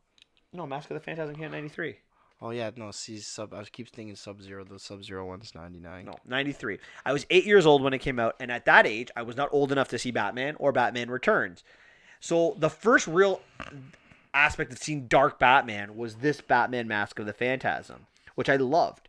And, I mean, we got a great story. And this is what I really liked about this movie compared to some of the other Batman movies. And I'm talking about Nolan ones. I'm talking about Burton ones. But it's a true detective movie. Like, Batman is a detective. Like, that's how it kind of started. And it really, in Mask of the Phantasm, we see the detective kind of work that he does. Any live-action movies? No, you don't. He's an idiot, to be honest. He's just an idiot. He uses brute force. Yes, in most movies. The thinking aspect to the Phantasm is why I really liked it. I like the mystery that comes with it. It's a very engaging movie. You're at the edge of your seat, wondering what's going on. The making you think where the line between good and evil actually is. The twists in this movie, how that Andrea was actually the villain, it was a great touch. She is Bruce Wayne. You know that, right? Mm-hmm. She and Bruce Wayne are the exact same character. The only difference, she kills. Yeah. Batman does not. And then, come on. Mark Hamill and Kevin Conroy. Yeah, Kevin Conroy is the best Batman voice. And Mark Hamill is the best Joker voice. Best Joker. He's the best Joker. He's the best I think. Joker. I mean, Yeah. never had to act him out, but that voice. That, like, his voice, I can't get it out of my head. That's You the can't. Joker's voice. That's the Joker's voice. As good as Ledger was, as good as Jack was, it's Mark Hamill's voice that's the most iconic in my opinion. And that laugh is just Oh yeah, so iconic. No, and to can't think beat it. and to think the arguable like the greatest hero of like the 80s is also like the greatest villain of the 90s. Brilliant. Like Luke Skywalker. Yeah. Okay, just in case you I know. That's my number 5. So it's your number 5. Can I redo the list a little bit? Yeah, it's Batman Mask of the Phantasm. I added that as well. All the points you said. It did go to theaters. That's why we allowed it. That's why. It did go to theaters. It's funny that I was gonna put it on, and I thought you weren't gonna do it because you're like, oh, it doesn't count, it's animated, but you did it too, so I'm kind of pissed. Right? I'm so glad I got it before you because I was know. like I thought I was forward thinking. I was gonna put it higher too. It was so close to being one higher. Yeah, it's just like I said, great film. I love Kevin Conroy. His voice as Batman's amazing to me. I can't get the the thing is, this is how I know it's in great because whenever I read a Batman comic, I read it in Kevin Conroy's voice. Joker, I read in Mark Hamill's voice. That's the thing. But not to say Heath Ledger and Joaquin No, Phoenix absolutely. and Well, Jack. what's it called? And Jack Nicholson. Not to say they all did bad No, jobs they were great. portraying the Joker. They're all great in my opinion, but Mark Hamill Joker. Sorry guys, that's my Joker, baby. Clown Prince of Prime. If you really think about it, I probably watched some of the original Adam West show, but this is the first Batman I remember watching that I remember, and I remember the Joker, and I'm like, that's so because he's not in it till the end of the movie. Yeah. Like you have no idea, like he's like it comes out of nowhere. Yeah, and you're like, oh, it's a great part. Oh, so good. All right, and my number 4 is Batman 1989. Bullshit. Sorry, excuse me. I had something in my throat. I know this guy loves it's probably your number 1. Batman 1989, great film. I love it. Michael Keaton. Look how far he's gone, right? Just from like being Batman to like now he's the Vulture. Just a He great. was Beetlejuice before he was Batman. Oh, I didn't watch Beetlejuice. How have you not seen Beetlejuice? It looks like crap to me, but that's just a hot take. You know, like Alec Baldwin's in that. Christina Ricci. I've never looked. Christina. Me as a kid, as soon as I Catherine saw it, I was like, O'Hara, "This does not look like a good. This does Gina not look a film." Davis. Oh my god, it's so well casted. Sorry, go ahead. Talk about Batman. Beetlejuice kind of sucks. Beetlejuice. But anyway, so yeah, I was just a great film altogether. I like this interpretation of Batman, the fact that he was the one that killed Bruce Wayne's parents, so it's kind of like a little bit of a circle around here, you know, like Batman creates. I know. Okay, wow, you saying you love it? Okay, buddy. Just the whole circle that Joker creates Batman, Batman creates Joker. It's just they need each other, which is a great aspect because in real, like in the comics, right, the Joker doesn't feel complete unless Batman's Batman. They did it in one of the latest thing, Death of a Family. Give it a good read, great read. Not the one where Jason Todd gets killed. I think it's called Death in the Family. Death of the Family is Joker explaining why he needs Batman, and he attacks the entire Bat family with it. But yeah, back to the movie. Great casting altogether. You know, Jack Nicholson, for the longest time, he was considered the Joker till Heath Ledger took that crown. And arguably, some people still believe he is the Joker, right? So, just a great film altogether. That's all I have to say. Iconic. My number 4 movie is Batman Begins from 2005. And I'm gonna be honest. It took me a while to come around to this movie. It did. I would have had this as when it came out in 2005, and maybe even right up until almost close to The Dark Knight came out. I really didn't like this movie. I'll be honest. I didn't. I grew up with a different version of Batman. You talk about how Joker killed Batman's parents. again, I didn't really read comics, but I saw every episode of Batman the Animated Series. I saw the first movie. I've seen everything Batman related other than the comics. I've probably seen every episode of the Adam West show, and I always knew that the Joker had this relationship with Batman, and I just always thought it was so cool that it was that he killed Batman's parents. I just thought it was it. I didn't grow up with anything else. All I knew is the reason why Batman and the Joker are so connected is that they made each other. And so to me, watching Batman Begins for the first time, I couldn't get over that. I'm like, that doesn't make sense. But after I rewatched it, I realized I was an idiot. That it's a really good movie. It's just a different take. Yeah. It's truly a great movie. No, but it really is. I like how Bruce became Batman. I like the darkness of it. I like the music that comes with it. I love Ra's al Ghul, how he trains Batman. I thought that was a brilliant touch. I don't know if it's like that in the comics, but I really like that. I think it was the start of a great world building. If Batman Begins was the launching of the DC extended universe, I think that would have been okay. Because I think there was enough there to create it. And unfortunately, they didn't. They redid Batman as an old man instead, but whatever. And the lines are fantastic in the movie, right? It's a great movie. It's just very well done. That was my number 4, right? Yeah. My number 3 movie is V for Vendetta. Whoa. 2005. Remember the 5th of November. I cannot believe that you rated it as a 6.5. I love this movie. I love this movie from the first time I've seen it, or I saw it until I watched it again like 3 months ago.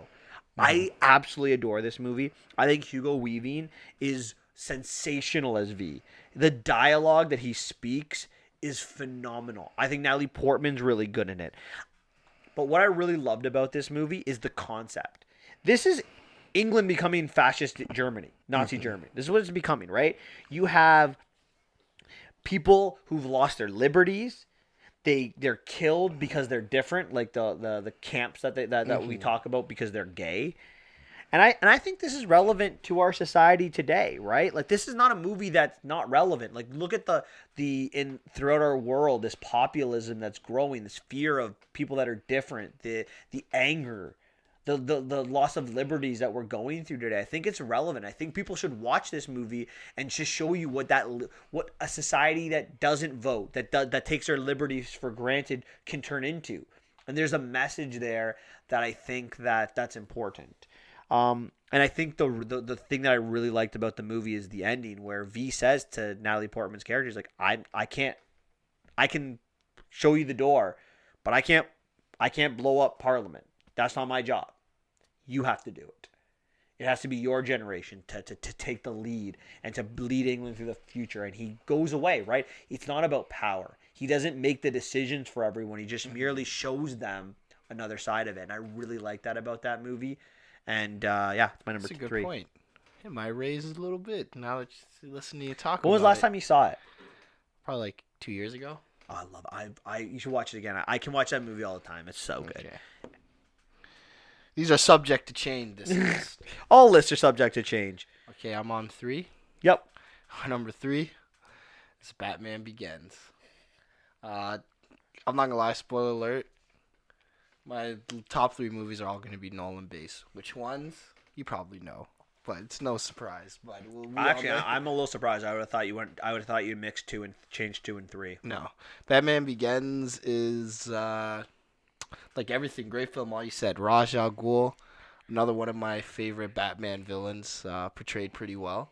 Obviously, he doesn't have the Lazarus Pit, but that's because Nolan hates anything super powered or superficial, so only realistic crap can really be shown. So it's kind of sad there, but whatever. He doesn't need the Lazarus Pit. That's not what makes Ra's al Ghul really good. What makes Ra's al Ghul good is that he's ruthless.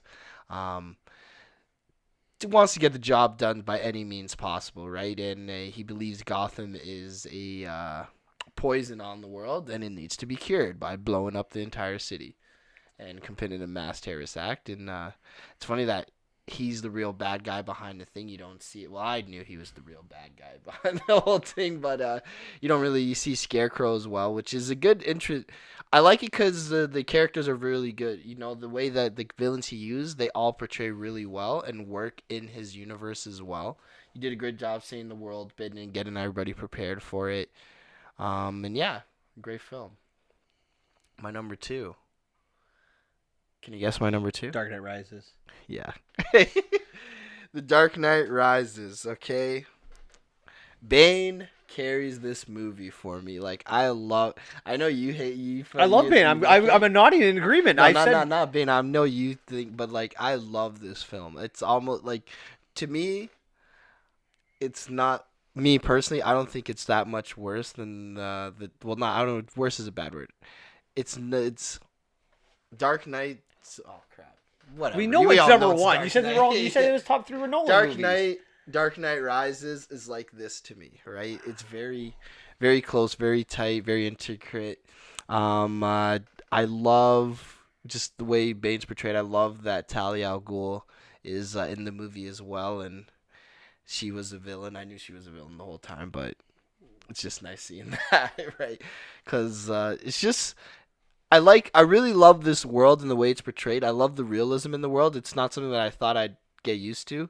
But it's a great film. It's one of my favorite. Thank you, Bane. And obviously we forgot about Anne Hathaway as Catwoman. That was great. It's amazing. I totally forgot that. I like Catwoman as a character. I missed it too. Yeah. I can't believe we totally forgot about that, but yes. My number 2 and 1 movie are a coin flip. Honestly, they're both perfect movies, and not well perfect movies. They're both great movies. They're both fantastic. Mm-hmm. They're 1A, 1B. That's what it is for me. But I'm going number 2. I'm going with The Dark Knight. I'm going with 2008's Dark Knight. Now I want to be clear. Noob. This is not a Batman movie. This is a Joker movie. This movie is the Joker story. It starts with the Joker. It's him telling the story in this film. This is the essence of who the Joker is. It's when Nolan talked about his 3 movies, he said the first movie was about fear. The second movie was chaos, and the third movie was pain. And the villains are what provide this, right? Scarecrow provides. Everyone has fear in the first movie. Everyone has pain in the third movie, right? Everyone goes through it. But what Nolan says is when he was making this movie, he wanted the Joker to be the main character. He wanted to focus the story on the chaos caused by the Joker. And I think he does a fantastic job of this. It's the Joker who tells the story, and it's in the end, the Joker wins. Let's not forget about this. It's not in an overarching way. Like, he doesn't ha ha ha, I win. But he got exactly what he wants. He turns Two-Face. He turns Harvey Dent into Two-Face. Yeah. He takes away the moral high ground character and he corrupts him, which is what he says he wants to do in the beginning. He's fine getting caught. He doesn't want. He's not in it to win, as what we would think a traditional villain is. He's okay with getting caught. He wants Batman to kill. He wants Harvey Dent to kill. In the end of this movie, Batman has to go into hiding for the next 8 years. Commissioner Gordon has to live with lying to everyone, and we find out in Dark Knight Rises that he uses Harvey Dent's murder to lock up everyone in Gotham. Mm-hmm. They're both criminals because of the Joker.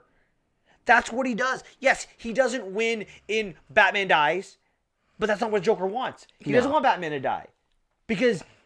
As he says, that's what makes the Joker complete me. That's what makes the Joker a great character, right? Exactly. He's not trying to win for the sake of Lex Luthor or anything like that. He's not in it for money. He lets billions of dollars burn. Yeah. The music's phenomenal. The lines are phenomenal. His stories of how he gets the scars, how he relates, how he gets people to side with him. Why so serious? Wow. This movie is the reason why the Joker does not need an origin story. This is his origin story. This is his coming out party. He is the agent of chaos, not because he was made by this, but because he's just a dog chasing cars. He just wouldn't know what to do if he caught one. And I think everyone, including myself, owes Heath Ledger an apology wherever you are. Heath, you were phenomenal. We were all wrong. My number one movie is the 1989 Batman. And look, yeah, sure, Superman was around, but I'm going to argue that this 1989 Batman movie is what set off the superhero craze. This dark, this is the OG. I mean, yeah, Christopher Reeve, but those third and fourth movies were so bad that like they didn't make a Superman movie for like 20 years. This is a Joker's origin story. Again, reason why we've already seen two Joker origin stories. This is how the Joker became the Joker. Jack Napier killed Batman's parents, worked in the mafia. Batman throws him into the salt of acid.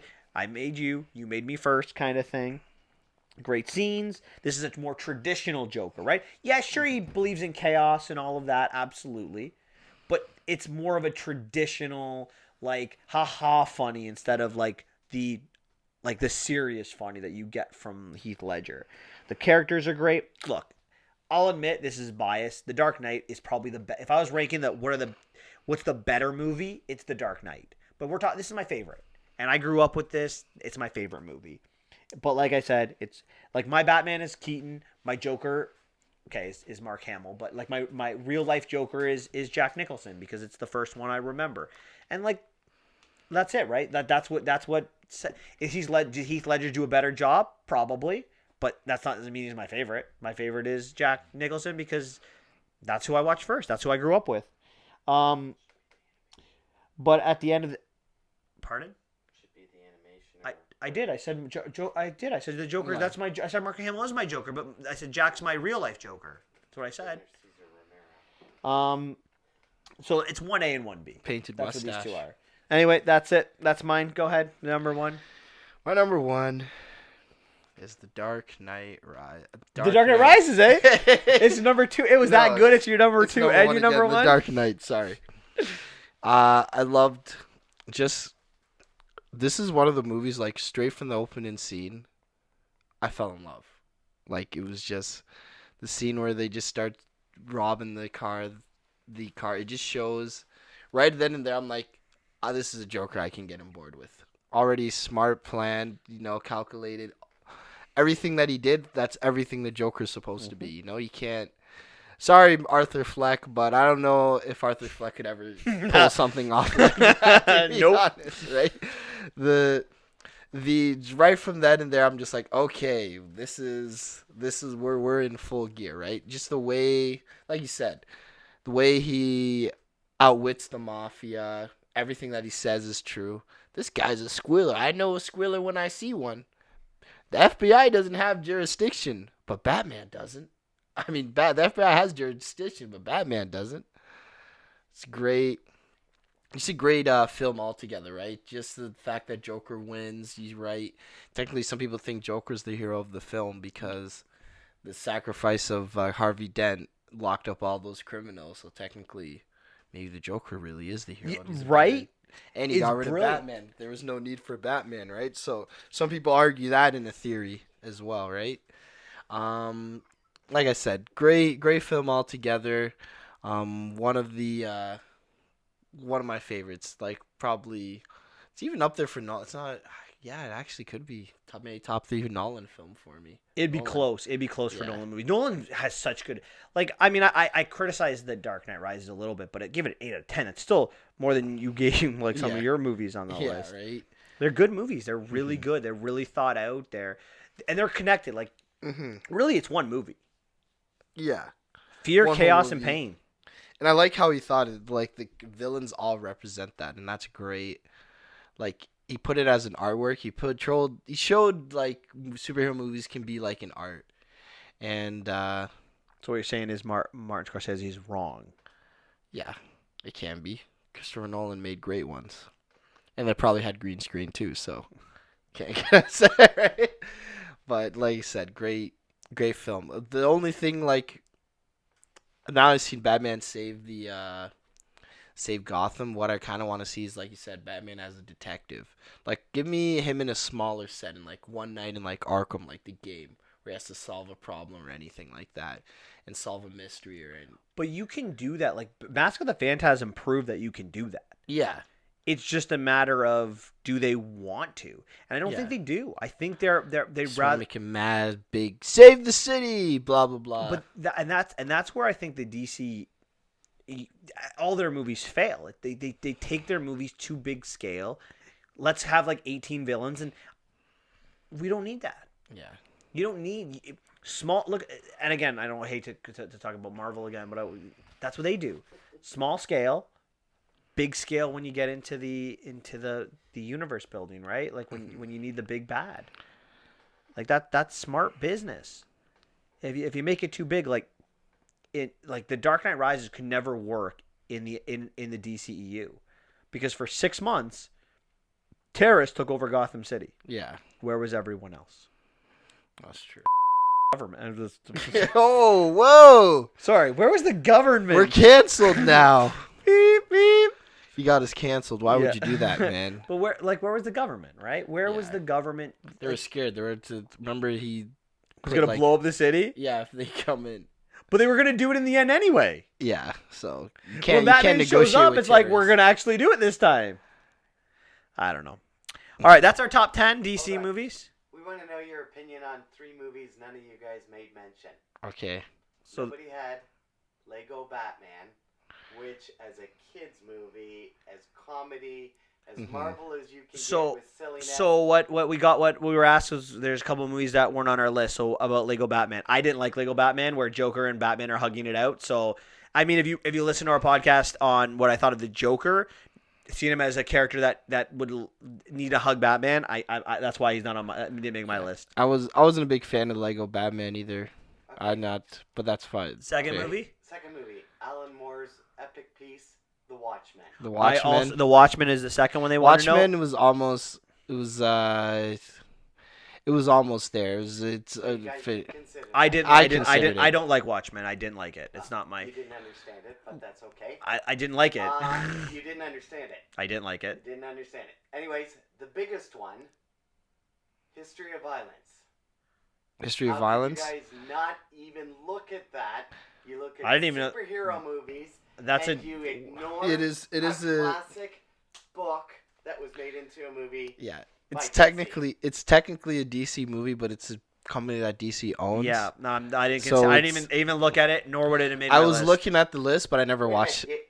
You couldn't make a list. You started at 7. But I know, but I don't like that movie. But you gave your number 8 an 8 out of 10, and when the fans listen back to it, they're going to hear you went against yourself. I would have given the History of Violence like a 6 out of 10. I didn't like the movie. 6 out of 10. Do you even know what it's about? I saw the movie.